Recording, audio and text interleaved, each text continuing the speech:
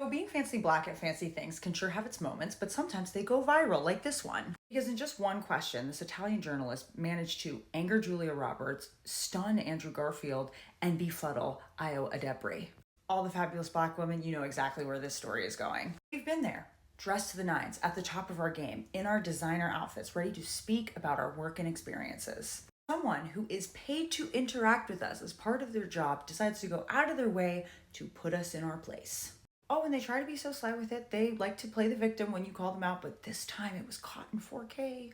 The internet is having a field day. The scene, the trio of actors are at the Venice Film Festival, which is the oldest film festival in the world, and they're there to promote their film, After the Hunt. This film, it's a psychological thriller, and it takes place at Yale. There's this allegation, it threatens to take out a lot of people and things all at the same time, but the story is really found in these shifting, silent power dynamics between these three characters. Federica Polidoro, she's the journalist, she directs her question specifically, exclusively, to Julia Roberts and Andrew Garfield. She wants to know, what do these two think about the fact that Black Lives Matter and Me Too, these two movements that really rocked Hollywood, what do they think about the fact that they're essentially over, in her words?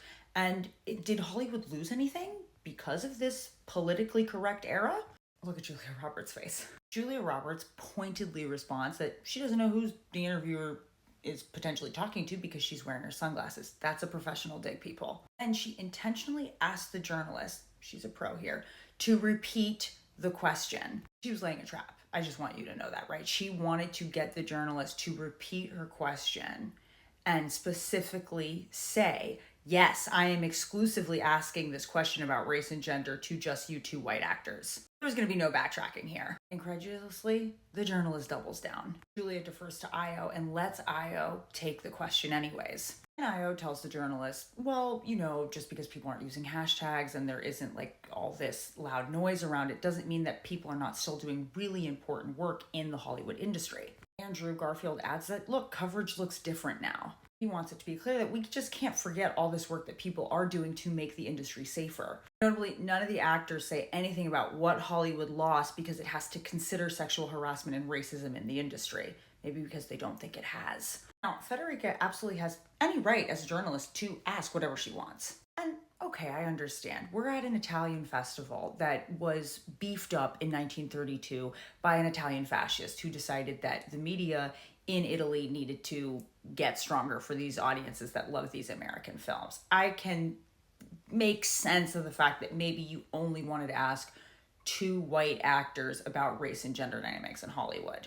Maybe. And you would not be in the wrong if you did want to know the answer to the question about how the industry has maybe dropped or shifted certain projects due to an understanding and sensitivity to racism and sexual harassment. But Federica didn't ask that. She's being sneaky, and her statement in response to all of this is very telling. The irony, however, is rich. This film is directed by Luca Guadagnino. It has a screenplay by Nora Garrett, and it is about a social community that is grappling with the after effects of a reckoning. I guess more accurately, we could say what the actors have to deal with. The meat of the story is that this Yale community, it is affected, it might be even slightly altered by these national reckonings about race and gender, but it's not like there was this massive overhaul. We know, all of us know, the same thing didn't happen with Hollywood. Like, sexual harassment and racism isn't just over. In this story, Ayo plays Maggie Price, who's this rich young black star pupil of Professor Alma. Professor Alma has power. She's a pretty famous philosophy feminist professor at Yale.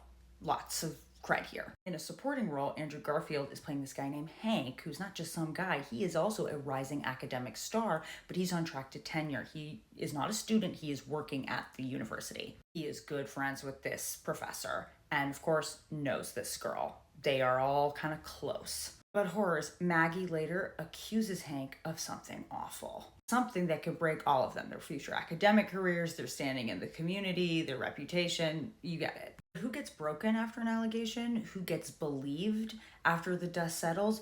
That is determined by society's biases and traditions. What a society chooses to punish, reward, or sweep under the rug. So the question is, whose story is going to win out here? Who can use what power they have to be believed? Is it going to be the lovable young white academic man who's a star in the community and be such a shame for the university to lose? Is it going to be the feminist professor who's deeply respected and well regarded in this academic circle? Is Ayo's allegation just going to get brushed under the rug because she's a strong, suffering Black woman?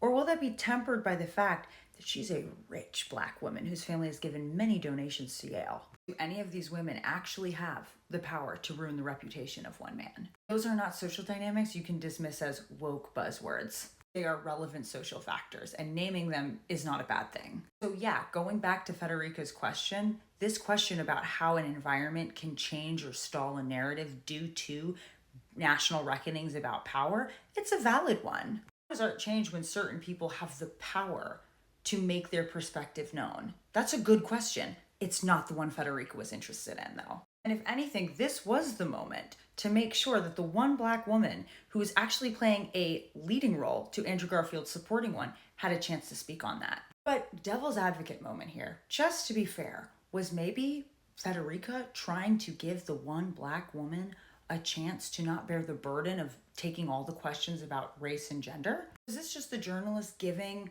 a white man and a white woman the opportunity to speak on their industry? Haha, no. You're not stupid, neither is Federica. She knows that Ayo is a leading role. She had to do her homework. She's a journalist here. She's doing press on this film. She knows that she memorized those lines. She embodied that character. The central part of this whole film is this Black woman's experience real or not? What does it mean to be a Black woman accusing a white man of harassment? Her character is a linchpin in this narrative. If there was any a time to ask an actress this question, it's at the Venice Film Festival. This is not a brunch. But she didn't, because she didn't want to hear Ayo's opinion on this. She wanted to hear from two white people what Hollywood has lost because it's had to be politically correct. So Federica can now say all she wants about her multi-ethnic family and how the freedom of speech and art and all of that. But we all saw the focus. We all saw the question. You did what you did. She intentionally excluded and shut down Ayo from talking about the most central part of a film Ayo is starring in. And it's not because English isn't her first language. So don't infantilize her and say that. She was looking for a way to put Ayo sitting there in all her finery in her place, which was not in that conversation. Julia Roberts wasn't having it. Andrew Garfield knew that this was going to become an indefensible moment on the internet. And Ayo gave us some faces that are definitely going to be memes for a long time to come. That's our Irish princess. I hope Federica learns that if you are going to status check a Black actress, maybe don't do it in front of a legend like Julia Roberts, whose birth hospital bill was actually paid for by Martin Luther King Jr. That's another video. If you have a story about being fancy Black in fancy places and how people tried to status check you, let's all talk about it together. Let us share those stories. You matter and you belong in every conversation.